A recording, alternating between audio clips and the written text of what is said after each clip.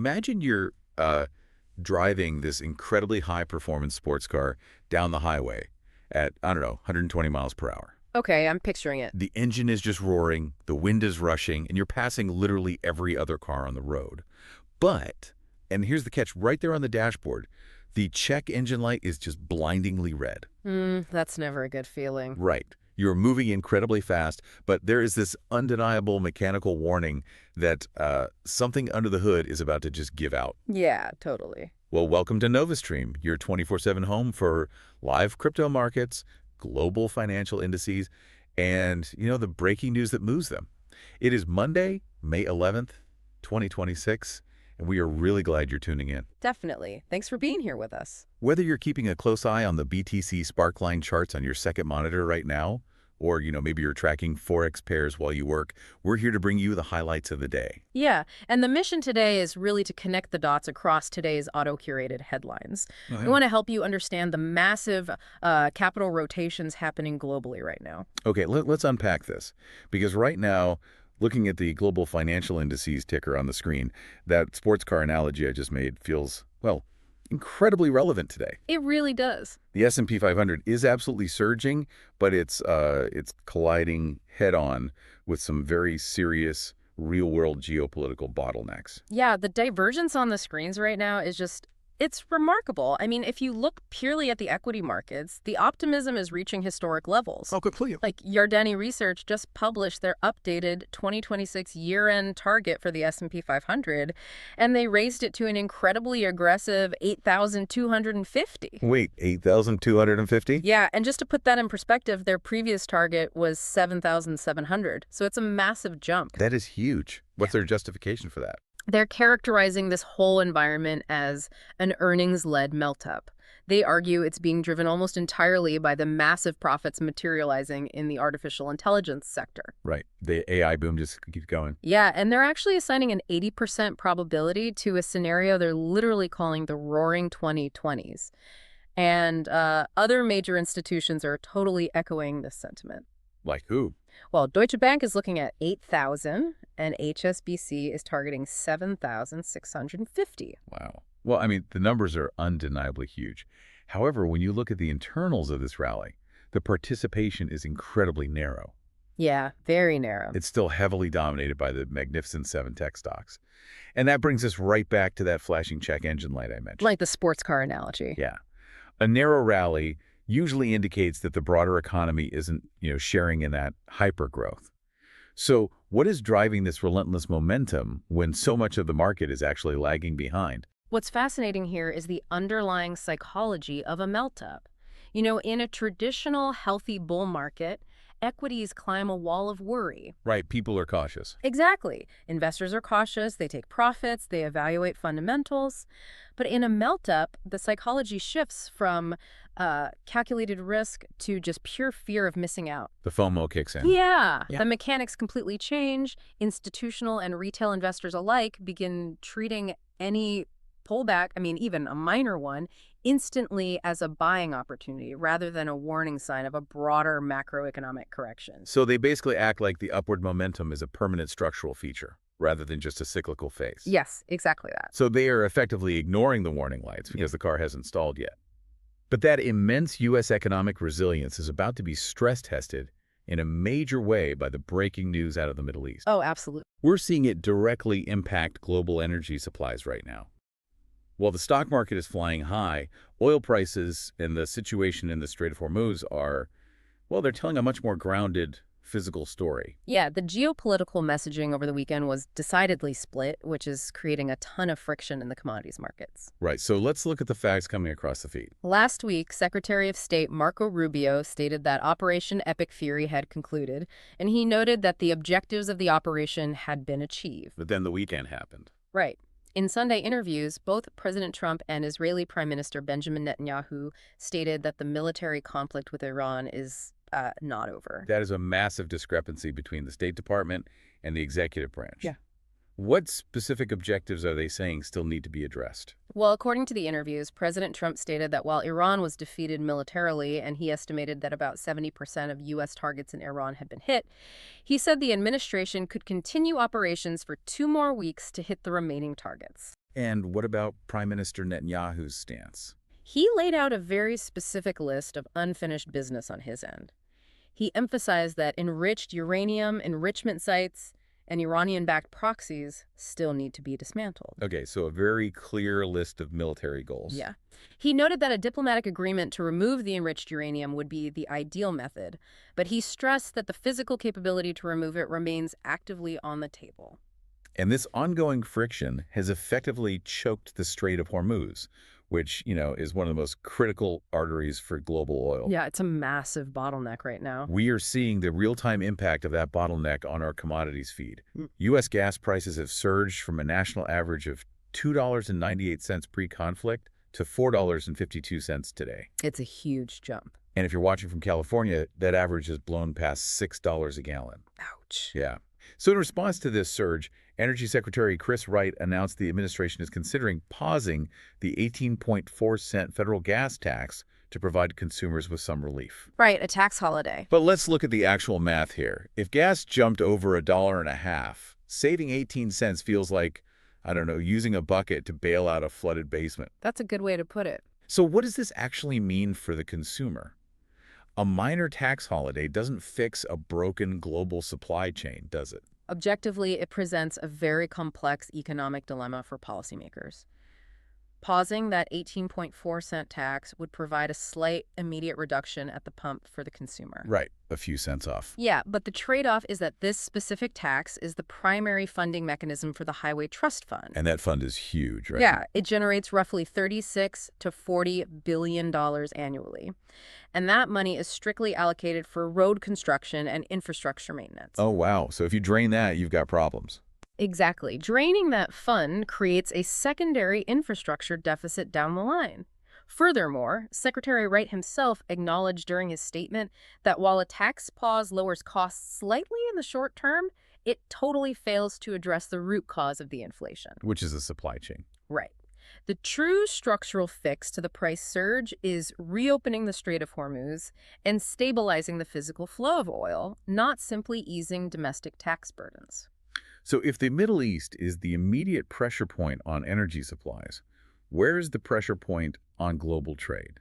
Because that geopolitical friction is not isolated to oil. No, not at all. It's heavily influencing the Forex markets right now, particularly as we look toward the upcoming U.S.-China summit. Yeah, the currency markets are pricing in a significant amount of strategic maneuvering right now. Goldman Sachs just published an estimate stating that the Chinese renminbi is currently 20% undervalued against the U.S. dollar. 20%, that's substantial. It is. Based on that assessment, they've actually revised their 12-month USD to CNY forecast down to 6.50.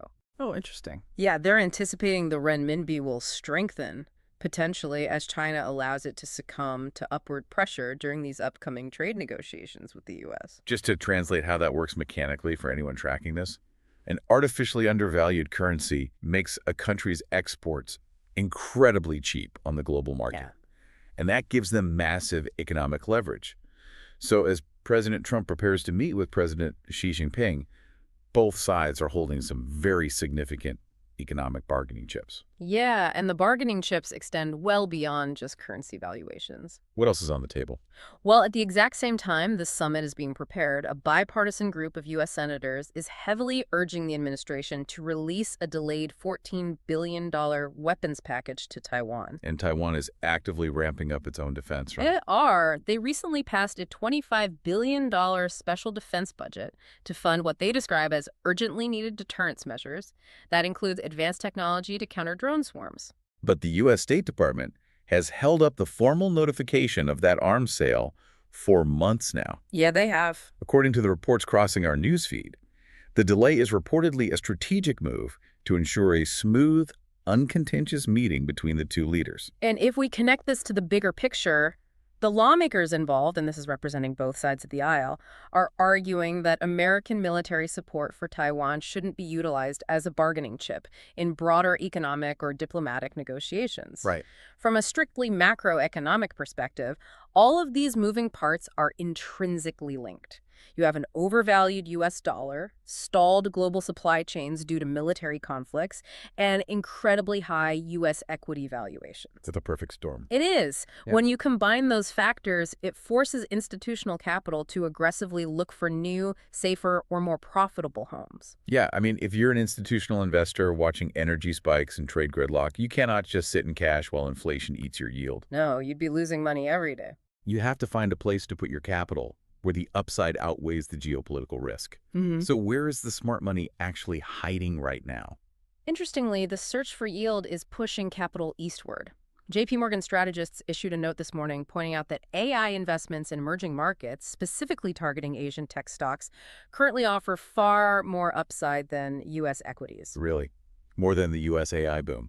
Yeah, and the logic is purely based on valuations. U.S. tech stocks are trading at historic premiums, whereas emerging market tech companies offer better price-to-earnings multiples alongside increasing capital expenditure in those regions. But that search for value is extending beyond just geography, right? Yeah, It's moving into entirely new hardware categories. it definitely is. Like Josh Wolf, the prominent venture capitalist from Lux Capital, just issued what he calls his third major conviction call. Yeah, and his track record is pretty wild. Just for a little context for the audience, Yeah. Wolf famously predicted the NVIDIA transition to AI hardware back in 2016. That was way before the mainstream market caught on. All right. Then, in 2024, he correctly identified the massive shift toward high-bandwidth memory makers.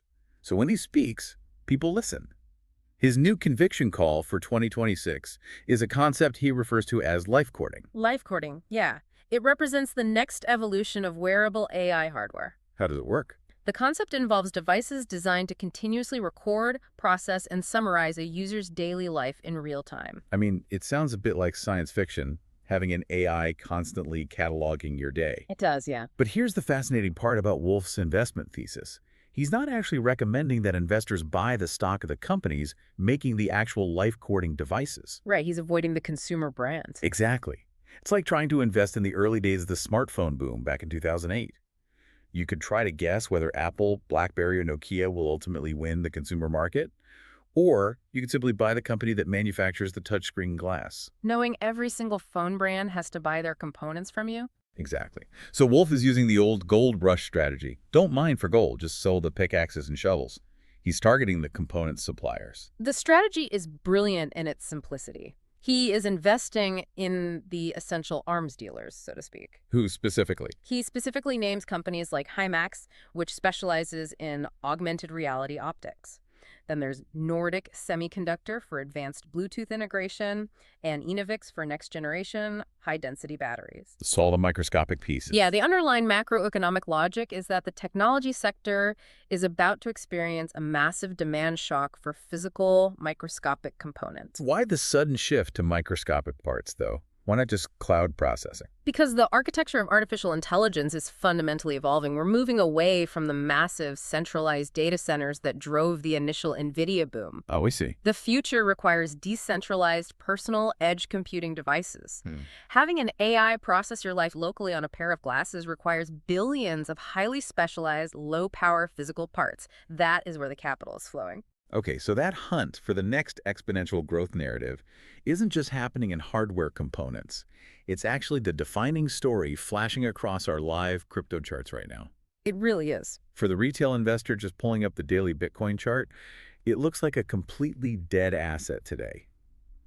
Bitcoin is hovering in a remarkably tight range, bouncing between 77,899 and 80,339. Yeah, it's basically just moving sideways. But if you dig into the underlying on-chain data, the institutional money sees a launch pad, don't they? They do.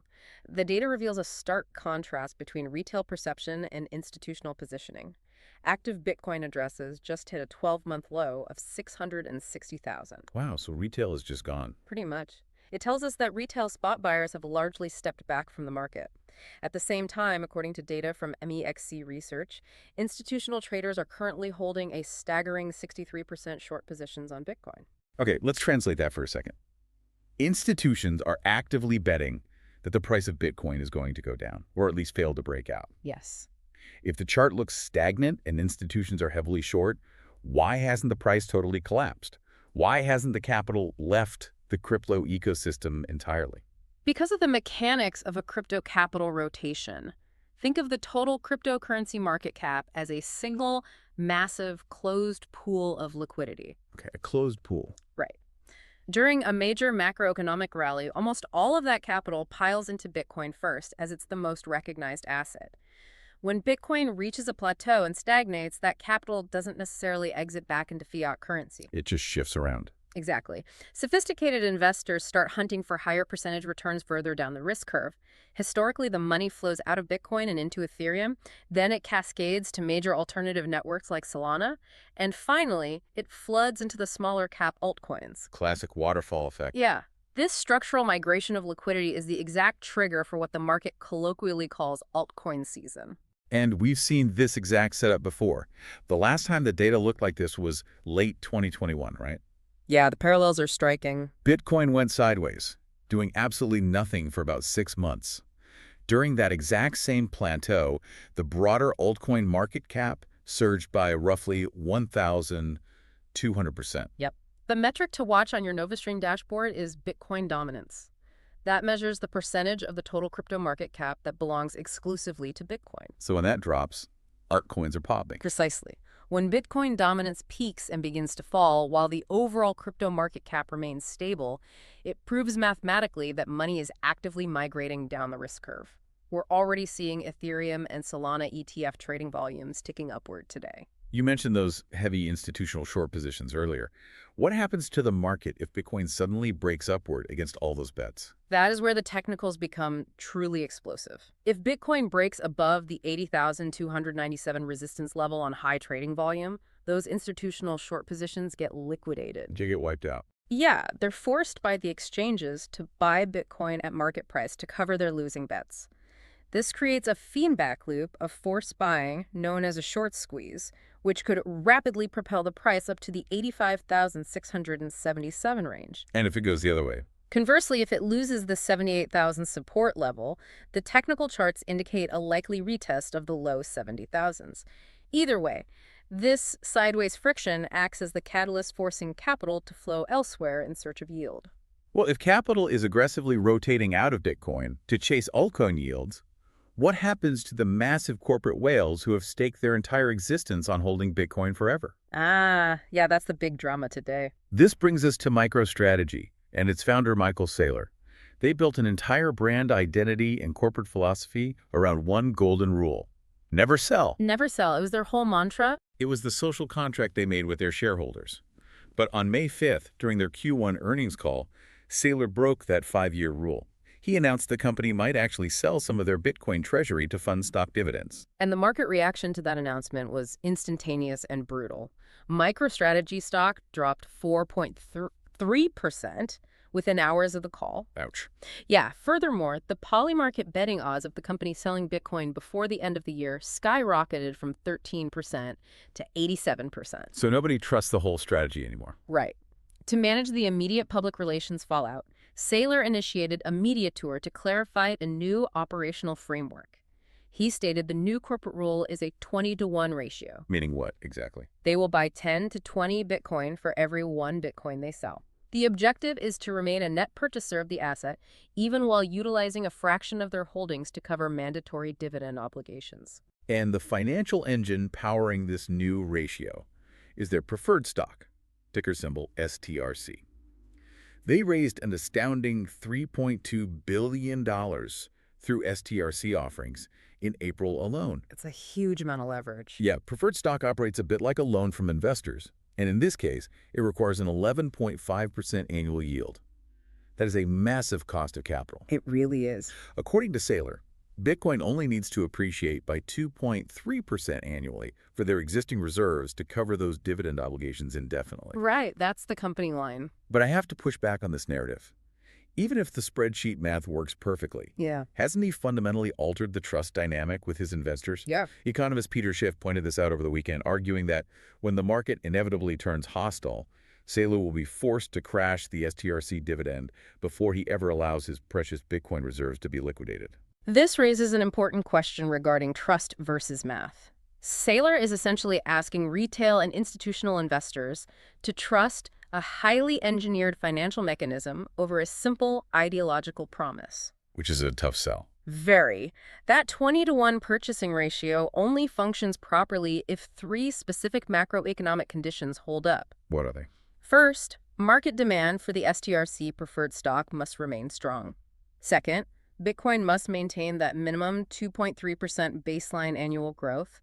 Third, and most importantly, the company has instituted a hard mathematical trigger regarding their market cap to Bitcoin ratio, which is known as the MNAV. So how does that MNAV trigger actually work in practice? The MNAV must stay above a 1.22x premium.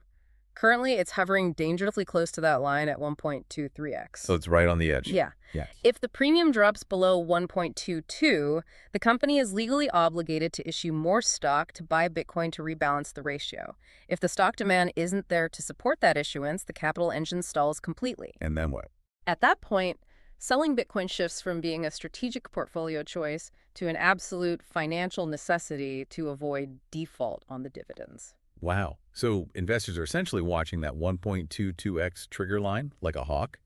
They're also waiting for Saylor's upcoming purchase disclosures to see if this new math is actual corporate policy or just marketing spin to calm a panicked market. Exactly. The primary metrics you need to watch on the NovaStream feeds going forward are that STRC dividend rate, because a climbing rate indicates demand for the stock is weakening alongside that crucial 1.22x MNAV threshold. Well, it has been a massive day of data across the NovaStream feeds. We started with the S&P 500 defying gravity in an earnings-led melt-up, only to see that momentum bottlenecked by the stark realities of geopolitical friction. Yep, the reality check. We looked at choked energy supply chains in the Strait of Hormuz and debates over infrastructure funding. We watched the global chessboard moving pieces from Middle East energy to U.S.-China currency valuations and delayed Taiwan defense packages. It's all connected. It is. And through it all, we tracked the relentless institutional hunt for yield, driving capital out of traditional safe zones and into emerging market AI, wearable life-courting hardware components, and a bubbling altcoin season. As we close out today's analysis, we have to consider the broader implications of this relentless movement. What's the takeaway here? Well, we are watching everyone chase the next big thing, whether it's Josh Wolf's microscopic hardware components or the smallest emerging altcoins, specifically because traditional safe havens like the US dollar and even Bitcoin are facing unique, unprecedented macroeconomic pressures. Right. So I'll leave you with this. If domestic inflation stays sticky and the S&P's Magnificent Seven suddenly stumble, will this massive global rotation of capital find a safety net or just a trapdoor? A trapdoor in a sports car with a flashing check engine light. Now that is an image that will definitely stick with you as you monitor the markets tonight. Thank you for joining us for the highlights of the day. Keep your eyes locked on those live sparkline charts on the screen. Stay curious, and we will see you next time, right here on NovaStream.